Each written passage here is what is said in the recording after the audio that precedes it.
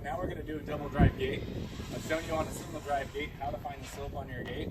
That's after you put the string line up here, bring the line level down, find out what it is, measure it. So say you're 4 inches, turn that measurement into the top. You're going to put a 2-inch slope on both your gates, ultimately making a 4-inch slope.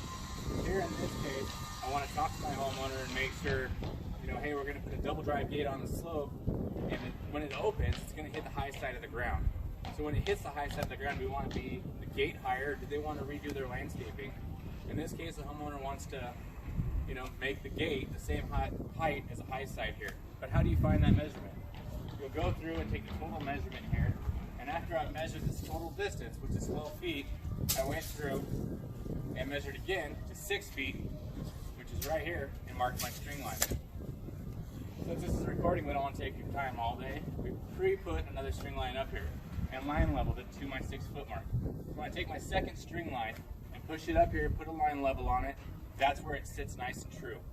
So at that point, I want to keep my 6-foot spot with my fingers and open it up to that 90-degree point. Now that I've done it to the 90-degree point, I'm going to put my line level on here and adjust it until I can find out what my height needs to be. Here I am 70 inches. So now that I know that that's 70 inches, this will give me maximum clearance. Alright, now we followed all the steps from single gate representation. We've got this hung out. So we've got to put our cross braces on a double drive, which is a little bit different because you don't have a post to work with. So you're going to string your string line all the way to the top. You want to make sure you place some kind of board or something to keep the string flush with the gate side of the post. You'll see that we did that on both sides, and it keeps the gate nice and flat here in the center with the string line. So I'm a little above my string line in both spots because, again, it is going to drop. But at this point, I can go through again and find my measurement for my cross brace, mark it, and cut it. Now we've installed our cross braces.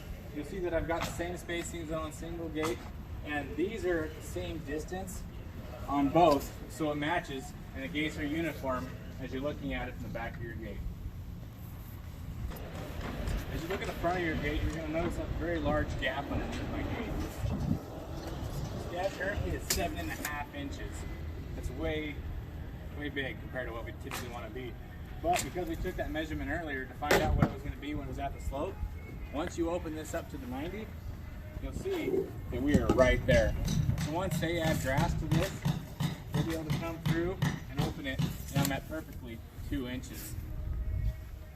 So in this case, you can tell that there's a dip in the grade, and they need to have that filled in. But this is why we spoke with the homeowner previously and found out, hey, do you want that big gap underneath? So that way, your gate opens. Very important to make that, point with the customer, so that way if they want to just bring this lower and have it lower there with the gates, we do that as well. You'll notice that now that the gates are hung and everything is done, that where the center of my gate is still just barely above that string line. I left it that way because these gates are going to sag over time. Not a dramatic amount, but we don't want it to dip, right? So once these things sag, it'll probably be perfectly level right where the string line is.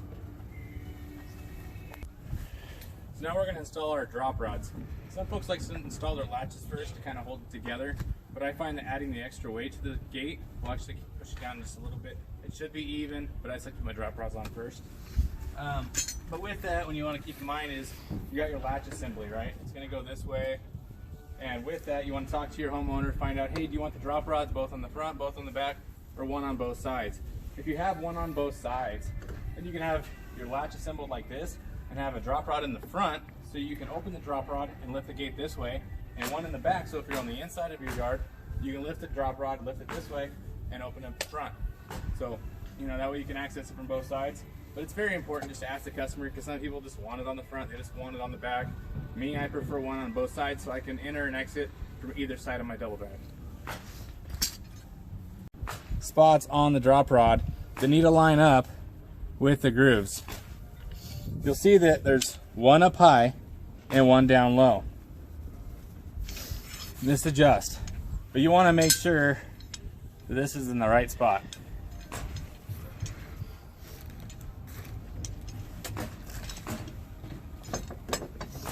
So once you have the top notch, so now I'm ready to install my drop rod. You will see that there's the two knobs, right? The bottom one can be past this. It doesn't even actually have to be on if you don't want it to be. And the top one is just above there, so it's sitting there and it just holds itself. Okay?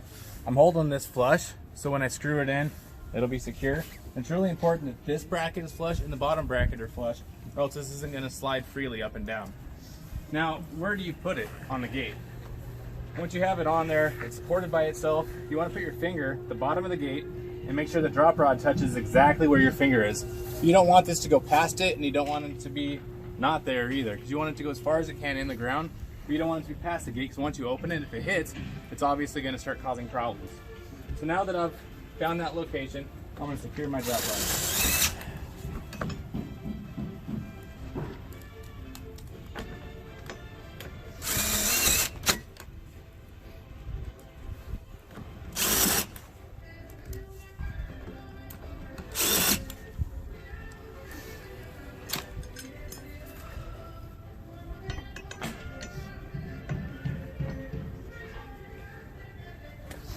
Now as I do my bottom bracket, I like to make sure my bottom bracket is just above the rail. It could be even with the rail, but I like to have something to keep everything uniform.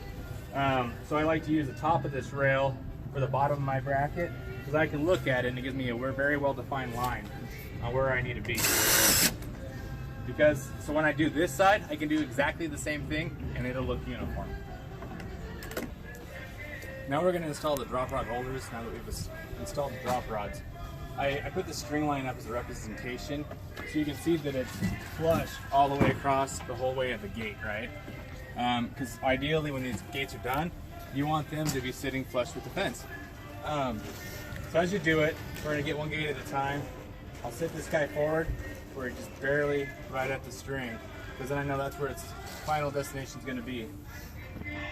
I'll take my drop rod and lower it down.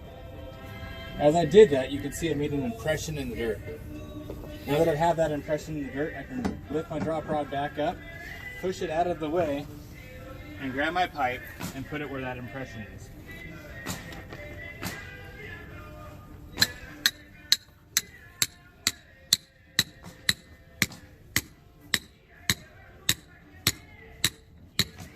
I like to go part way down, give it a little wiggle, take it back out, empty that extra dirt out. That's how we're going to make sure that this thing's not full of dirt when you're done. Continue to hit back down. Stop, check. Looks like I'm a little bit off. Why it's not that deep, I can adjust it just a little bit to make sure it's even with the center of my pipe.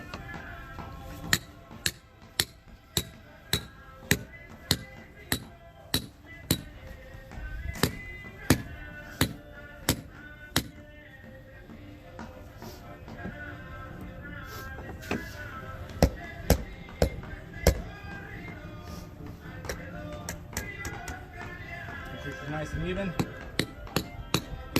Give her the last couple of hits so she fits in there. Because you want to make sure in the close position she goes right over the top. Remember, they're going to add grass and other obstacles.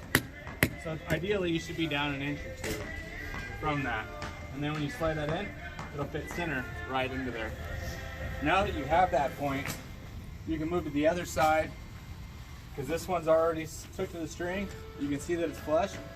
Now I can go to the back side, make sure the back of this gate is flush with the back of this gate, and repeat the process. Now that we've installed our drop rods, you'll find that we're 2 inches there, and after they're done bringing all this grade in, we're going to be the same reveal all the way through. You'll see that the distance here is matching on both sides, so they're both approximately the same spot. We also have this line that we set up for you, and if you look, now that the drop rods are both in, they're both sitting in the same spot on the string. It's hard to see with the camera, but I mean, it's perfect all the way down. So the bottom's good, top's good. Now it's time to install our latch. We've now installed the latch. You'll see that I put this 3/4 of the way up, just like I did on the single gate that we watched previous to this. It was very important, you know, the same kind of deal. Make sure that this is sliding in there nice and perfect. It's in. You'll see that this is my free side as of right now.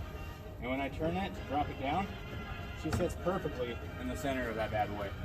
It's the same on the back side as well. So therefore, you know, right now it's the best it can be. If there's any kind of adjustment, we'll still be good because we're in the center of our pipe, not just off to one side. Thanks for watching.